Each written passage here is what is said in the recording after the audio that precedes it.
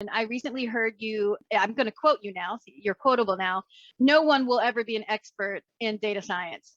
And I thought that was a very unique perspective that I haven't heard lately. Really?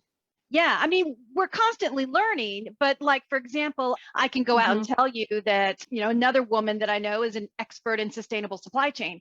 So when you made the comment that no one will ever truly be an expert in data science, yes, I absolutely need to ask that question.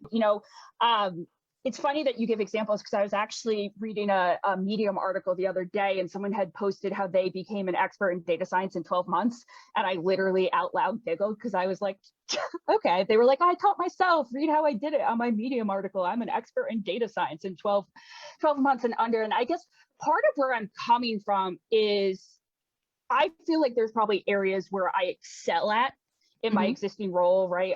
I'm probably considered to be, a subject matter expert on particular items, but because the technology is shifting so fast, I could be considered a subject matter expert in a particular, small silo. But for me, data science is kind of everything. So I just don't think you can keep up with everything. I think it's just coming too fast and furious at this point to truly be an expert. I could, as of today, spend all my time in data privacy, and by tomorrow I'm outdated. Is kind of how I feel, and I don't see that as a bad thing. As as someone who loves to learn, I love the fact that there's always new things for me to read, new things for me to engage in. But I do struggle to see where we are today, how quickly technology is shifting, that you can be an expert.